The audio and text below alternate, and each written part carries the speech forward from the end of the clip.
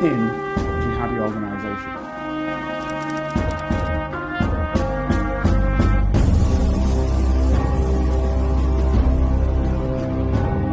If you'd like to help Carlton keep producing the Black Spy podcast and receive episodes and information that's only available to Carlton's special Patreon agents, then you can donate as little as £3, €4 or $5 a month by signing up with Patreon.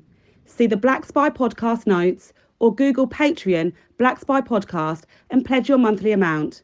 You can even win the opportunity to be a guest on the show.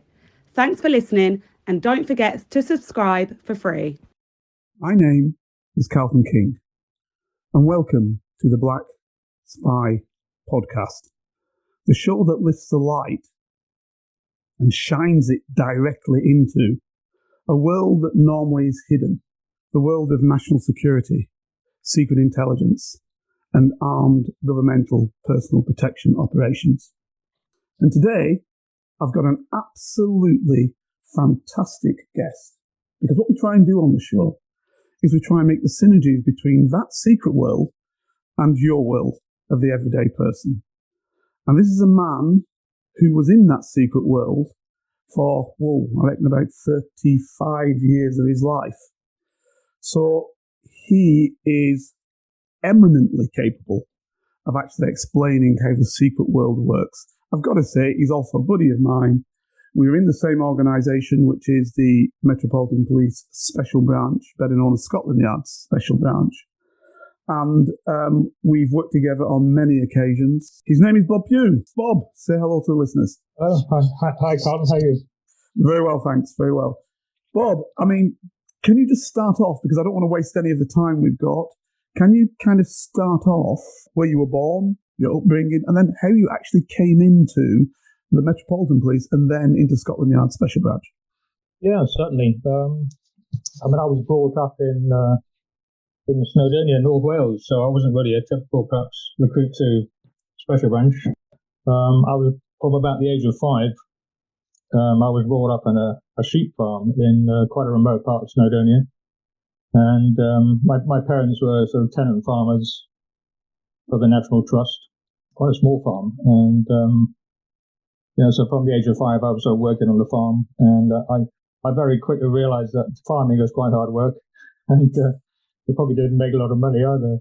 So by about the age of 17, I had to sort of decide a bit on my future, and university wasn't really an option at the time. I could have gone, I suppose, but it wasn't really a serious option.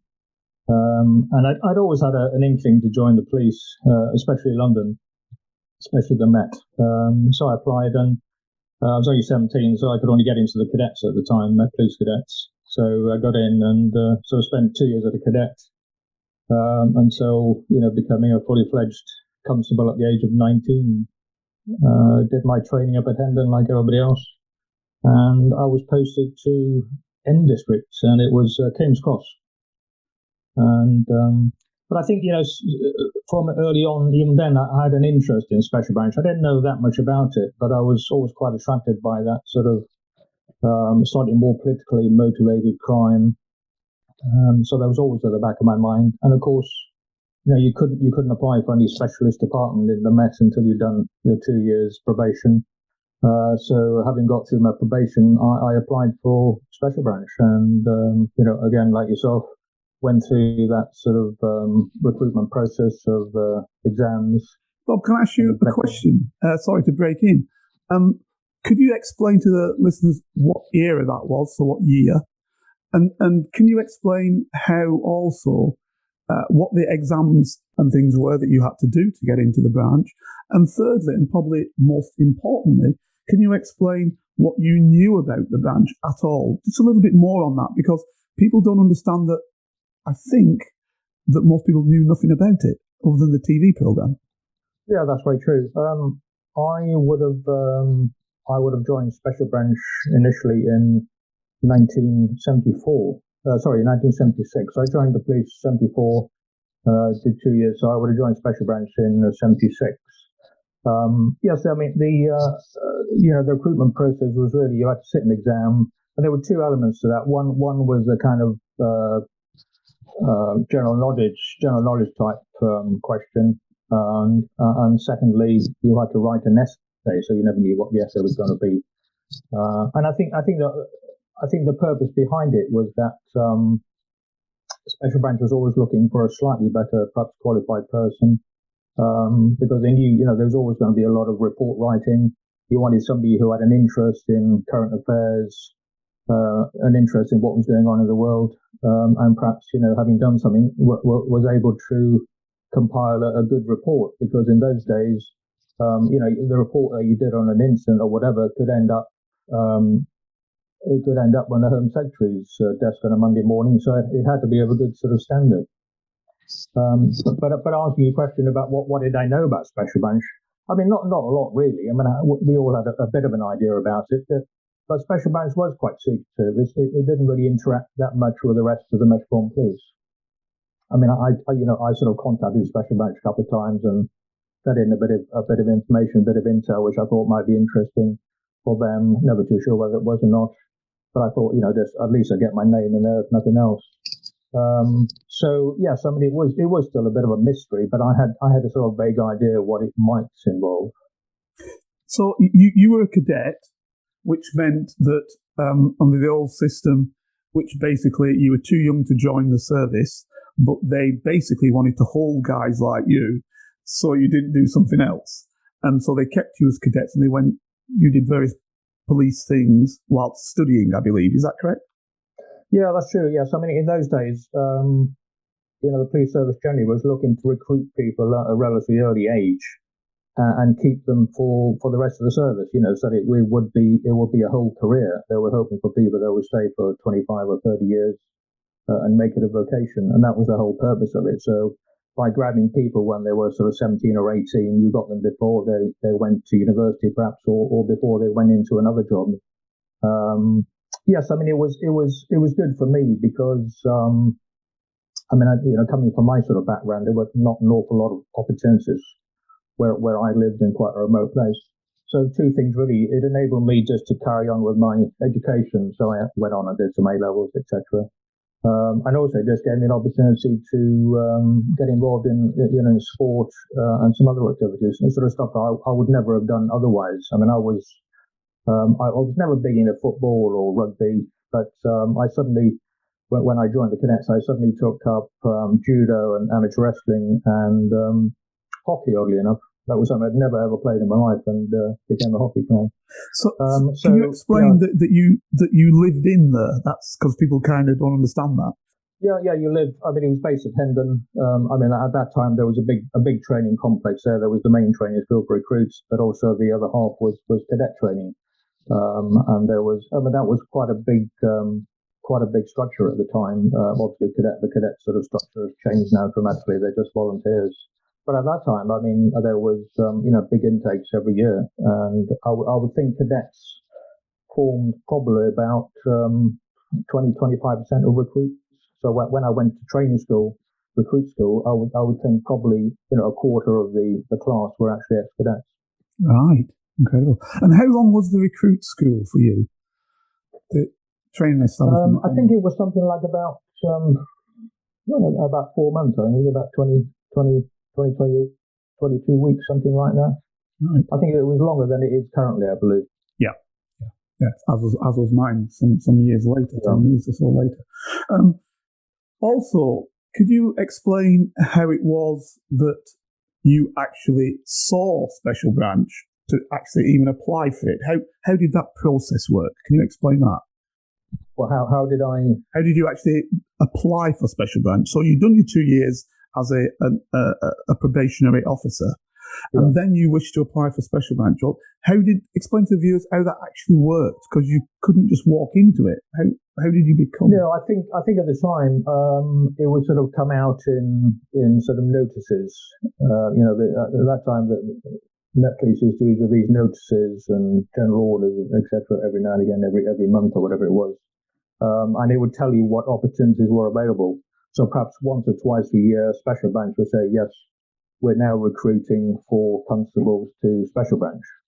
And they'd give you the sort of basic criteria, what they were looking for, the kind of work you'd be expected to do, what kind of skills they were looking for. I mean, one of the skills that they were looking for, of course, were linguists. And apart from being a Welsh speaker, I mean, I wasn't really a linguist. I mean, unlike yourself, who are very good at languages.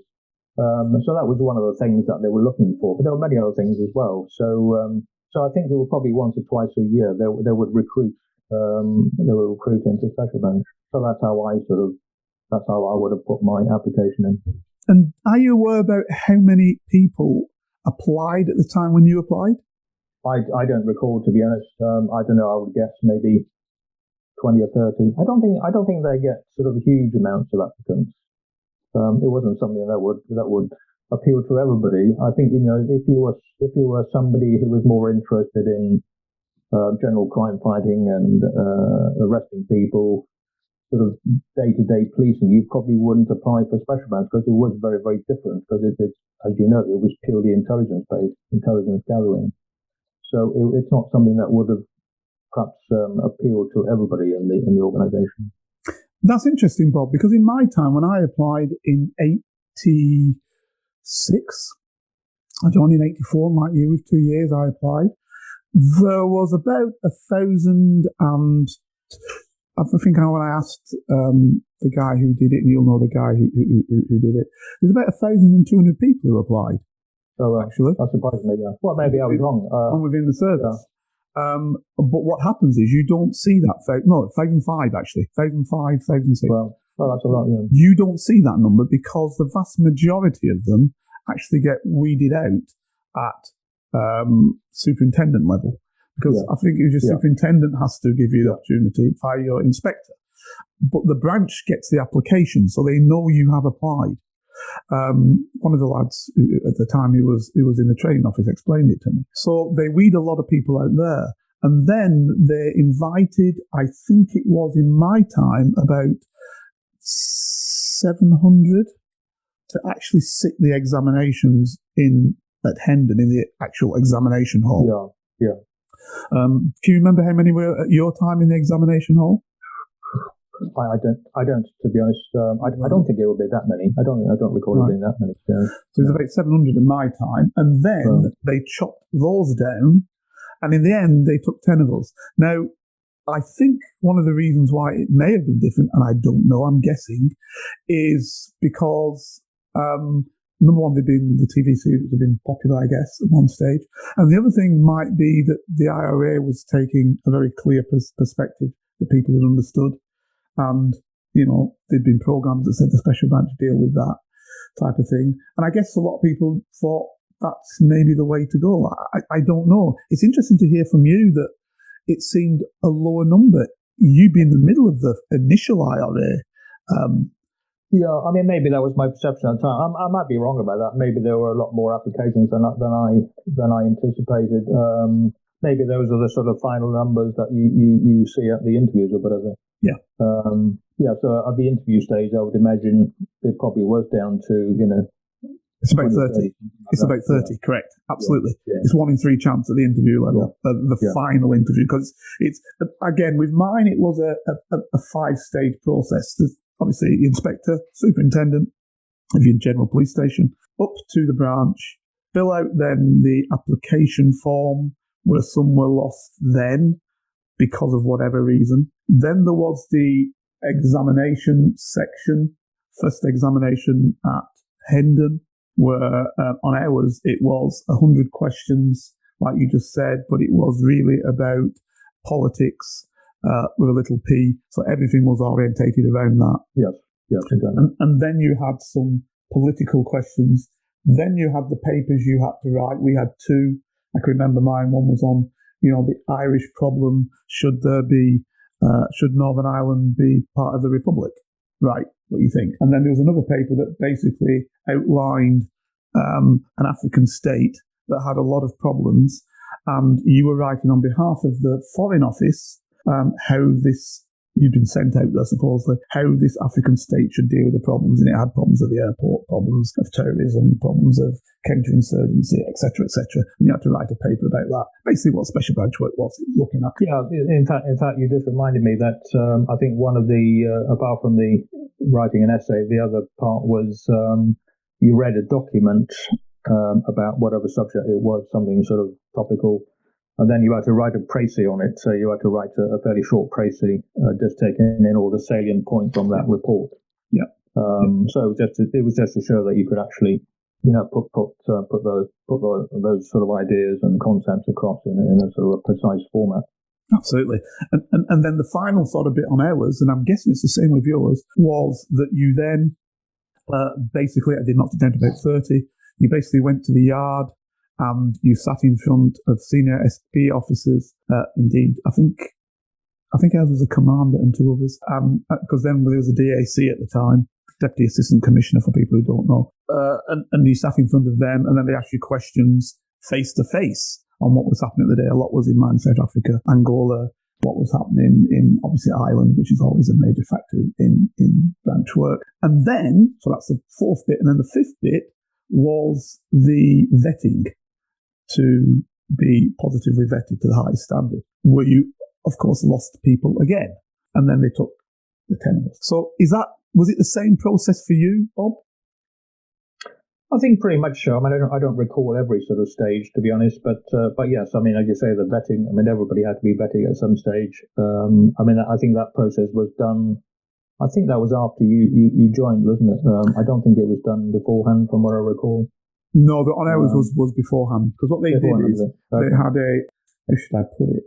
You could even argue a pre-vetting if you want to look to make sure, are we wasting time on this guy that he's not going to make it? So as a pre-vet, and then obviously you sat down with the Minister of Defence guy and went through everything properly. But they looked at you initially and then said, yeah, we look okay there. And then the Minister of Defence guy did what he did. And in my case, and it was a guy, in my case, he went to Germany and spoke with ex-employees and all the rest of it. So it was actually quite an encompassing thing, and you don't realise it till you looked at it. And the reason why I looked at it, because our squad who used to run it subsequently, later on, I think when I was a DI, I think later on I was speaking about how our squad functioned with somebody, so they explained the full process. So that's why I remember it in graphic detail, albeit that it changed later on. But yeah, it was certainly a long process. I mean, most other departments in the Metropolitan Police, if you'd applied for those, it would be probably you do an application, you might get interviewed, and that will be it really, nothing else. Yeah. So special branch recruitment was much more involved, and I guess for a reason, because you're moving into a totally different area of policing and the intelligence community, so that's probably quite justified. And that's a great segue, Bob. What was the training like once you got into the branch? What did you do? There was, from what I recall, there was an initial course. I think it was about 2 weeks, and it was just an introduction into special branch, an introduction to the various sort of elements. It just sort of gave you a flavour of all the different squads. So you'd probably get an inspector or a sergeant from the different sections who would come along and speak for maybe half an hour. Just introducing what they did. So it might be somebody from B Squad, the Irish side. It might be somebody from C Squad who was dealing with domestic extremism. Then you'd get somebody from E Squad doing foreign extremism. So you get a bit of a flavour of it all, really. Maybe surveillance, protection. But my first posting, in fact, was to the airport. So I did ports initially. That was the sort of format at the time. If you were a new recruit, you generally went to the airport to That was me too. I went to ports as well. Yeah. And that was a much more open position. It wasn't particularly as secretive. It was a much more open role, I found anyway. And then you went deeper, if you will, going back into the yard. Again, with that sort of explanation, at the time when you were first in the branch, MPSB, the Metropolitan Police Special Branch, Scotland Yard Special Branch, was clearly the special branch for all other special branches, if you will. Everybody reported into. Oh, yes. Can you just explain how that functioned and explain how there were other special branches? Because people don't understand that. Yeah, so MPSB, Metropolitan Police Special Branch, was the kind of the lead agency, because obviously we had all the personnel. I suppose we were probably about 500 or 600 strong in those days, and each police force around the country had its own special branch unit. I mean, numbers could vary. So if you were in somewhere like Greater Manchester, you probably have they probably have a larger number. I remember speaking to somebody in North Wales Police Special Branch, and I think other than the port unit, there were about a port unit at Holyhead. But other than that, they probably had about 2 or 3 people in the office just doing general special branch inquiries, and that would be the norm really for a lot of forces. They would just be quite small, just a handful of people. And they were just posted. They didn't go through the examination processes or anything like that. Not in the same way, I don't think. No, a lot of them probably maybe a CID background or whatever. It could be anything.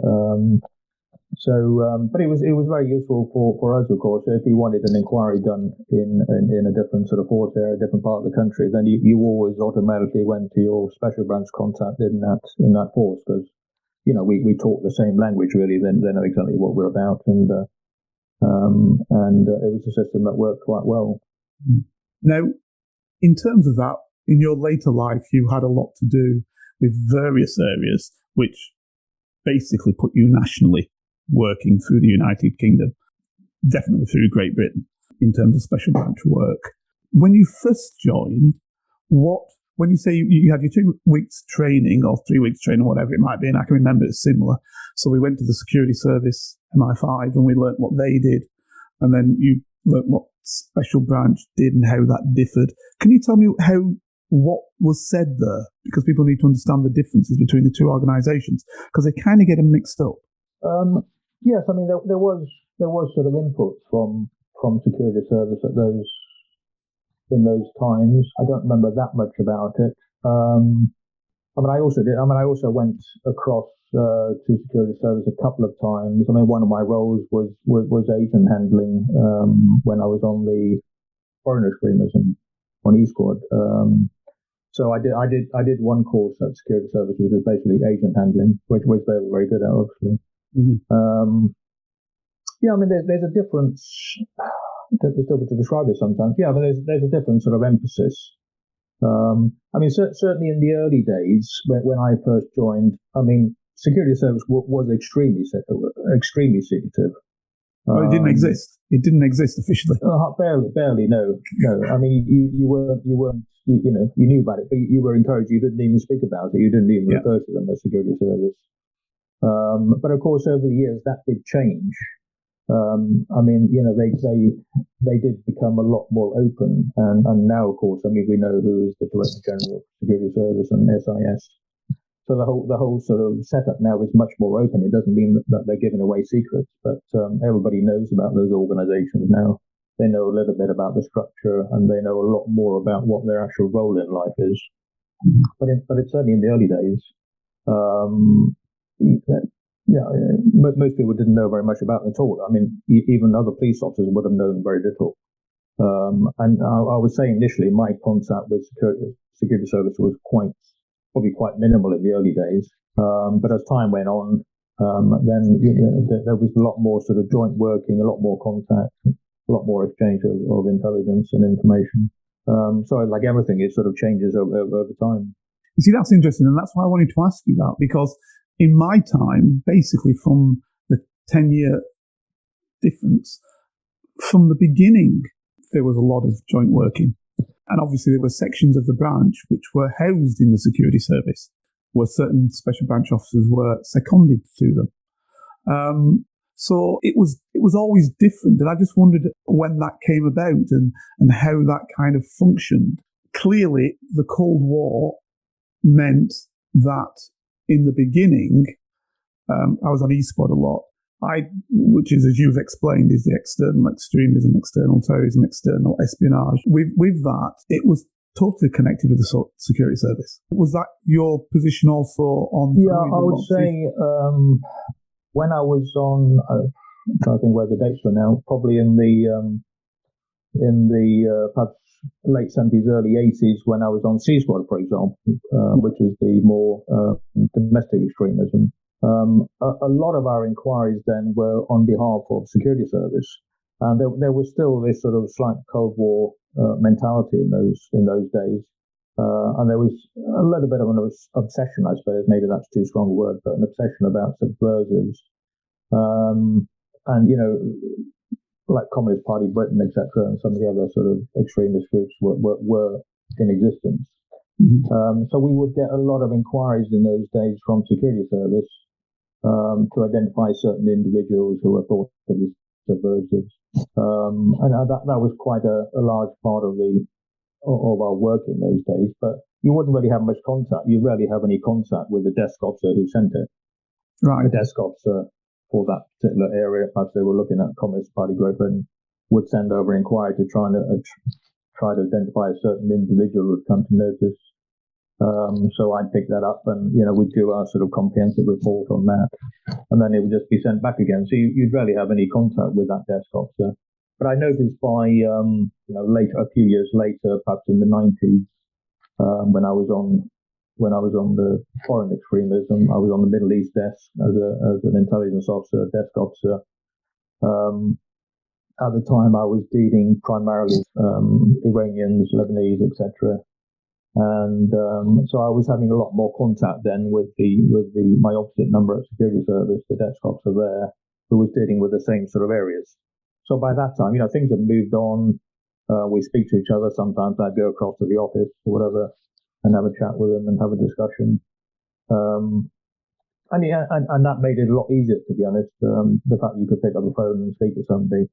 And the question is, whose agents were they? If you were running an agent at that particular time, and for those who don't understand, agent is an informant in the secret world, somebody who provides you secret intelligence that you couldn't get anywhere else, who generally is probably inside of an organization you want to get to know, be that a country's organization or be it a terrorist organization or whatever else. So the agents is the bread and butter of Special Branch, but it's the bread and butter also of the security service. So how did you, in your early years, because I know how did you sort of divvy that up as such? How was that split? I think certainly when I was on the Middle East desk, that one was sort of jointly handled.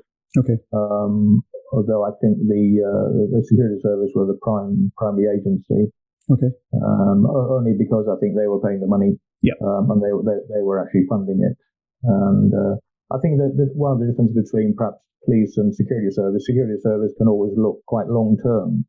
Policing is generally quite sort of short term sometimes. We don't want to invest long term in something. We're looking for quick results. But the security service will in fact invest in something quite long term if they think there are some benefits to be had from it.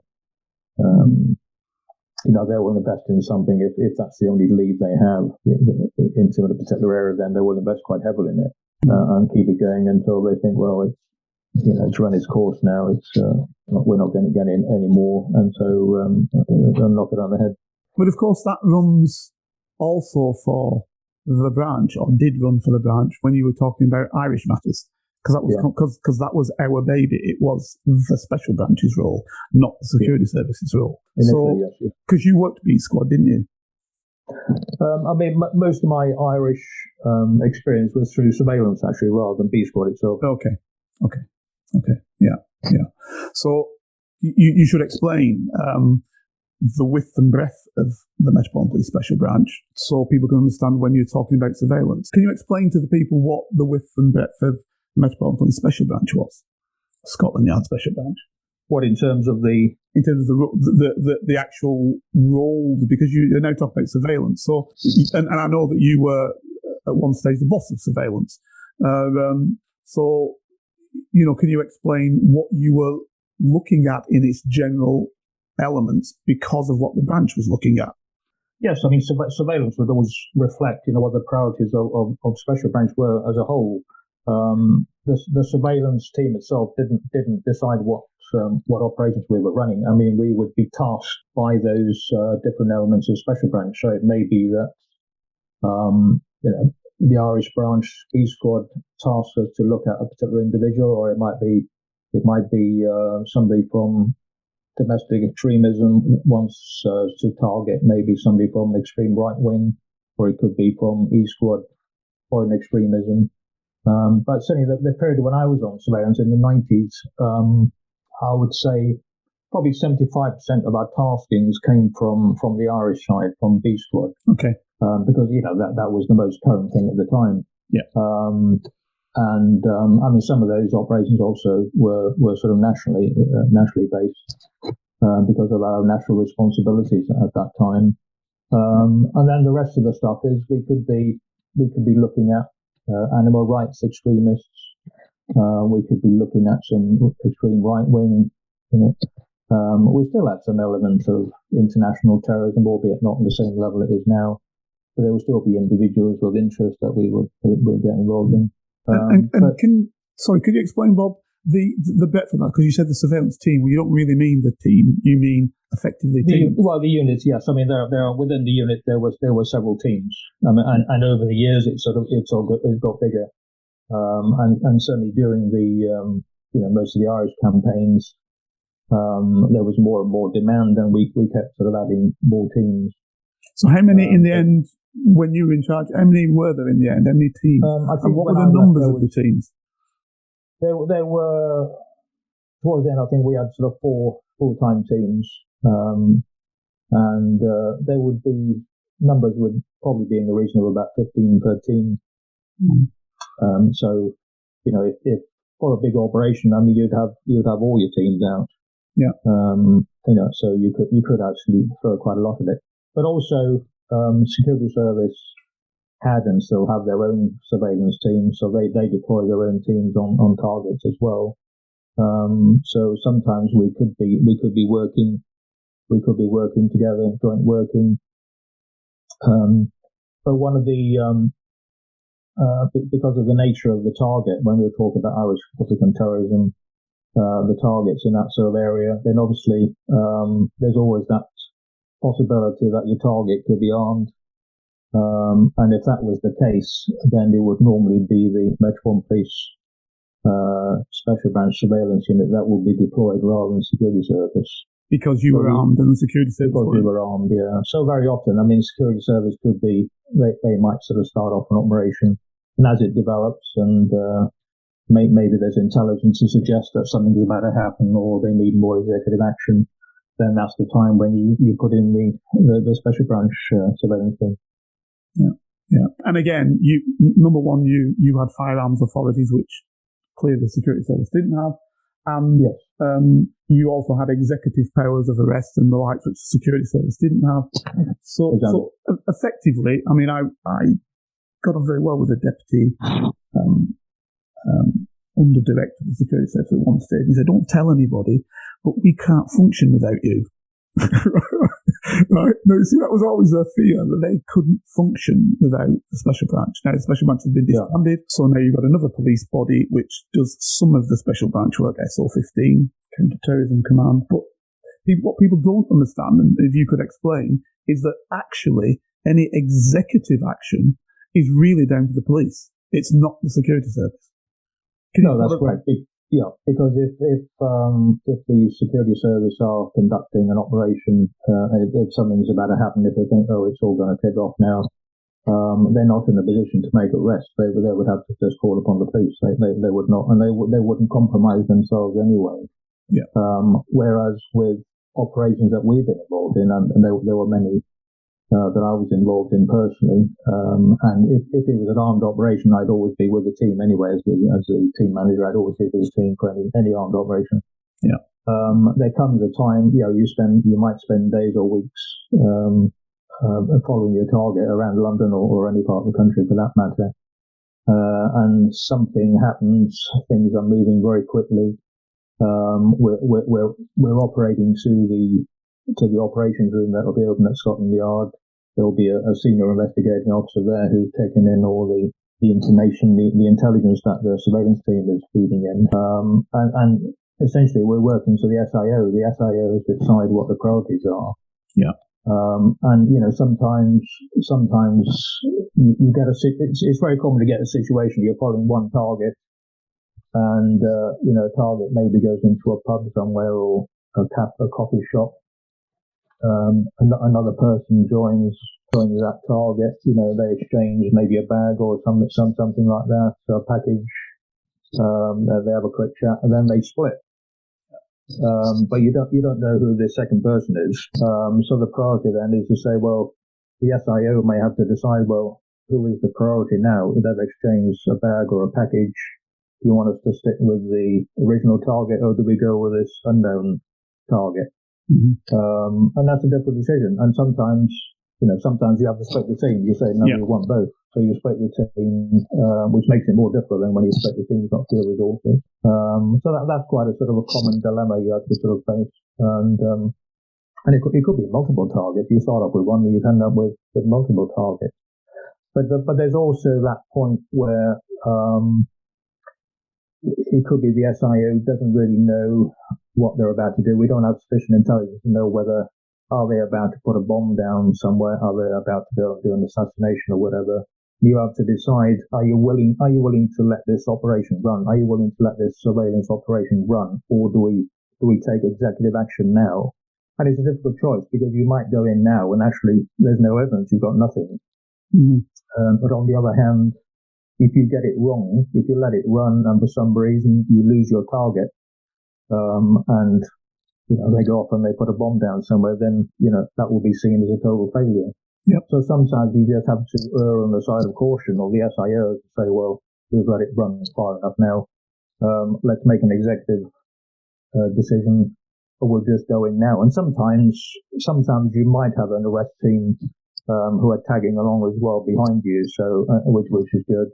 So if at some point the SIO decides, right, let's go in, let's make an arrest, then that arrest team will then will take over, and they will make the arrest themselves.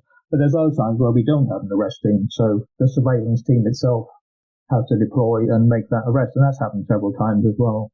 It's not something we like doing, because once you do that, you are sort of compromising your people then, because your people have been seen. And the whole point of surveillance is it's covert surveillance.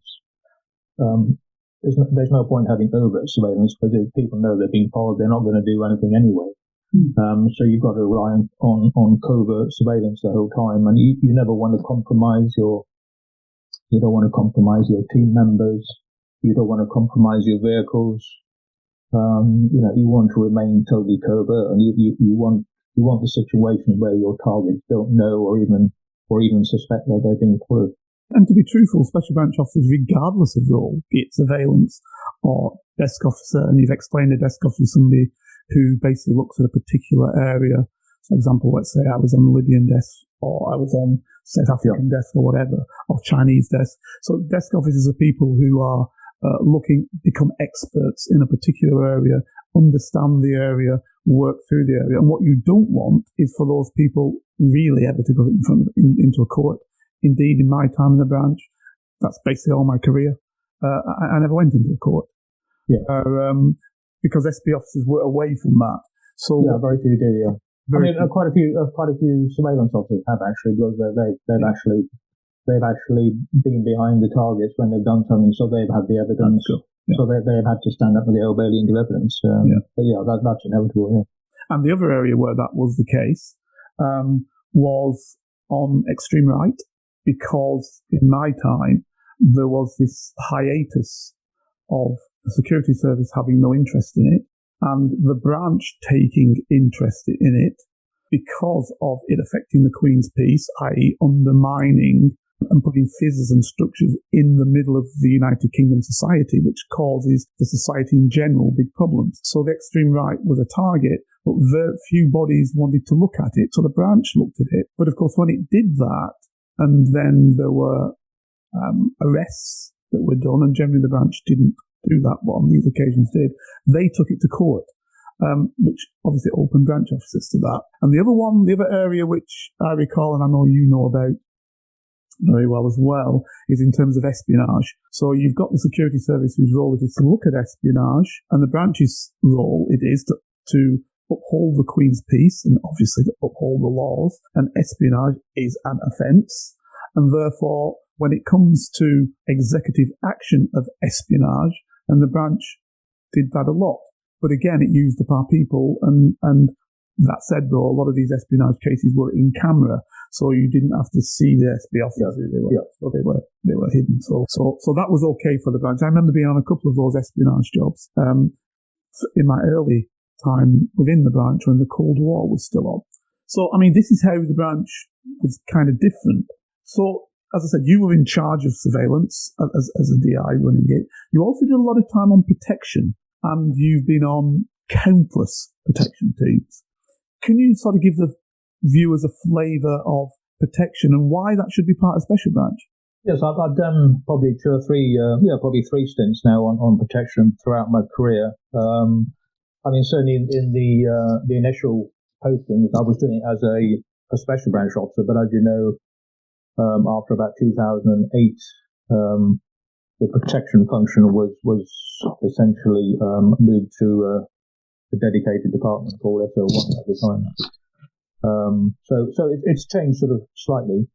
I think it seemed to fit in quite well with Special Branch at the time, because we had this sort of because we had this intelligence function. We were part of the intelligence community. We were quite well informed about what was going on generally, and you had people who were quite au fait with sort of international affairs. They knew what was going on in the world, and it seemed to fit quite well with with that whole sort of Special Branch function. And people would move around different departments, different units within Special Branch. And protection would normally be about a 3-year posting, and you might do different principals, different ministers or whatever during that time, but it would be about 3 years, and then you'd move on to something else, and then you'd sort of develop your skills somewhere else. But you might come back to protection a bit later on, and I think at the time it seemed to work quite well, rather than having maybe just purely dedicated protection teams. Because you had people with sort of many other sort of different skills as well, which they could actually bring to the job. And of course, most of the Special Branch used to be firearms trained. They were all sort of protection trained.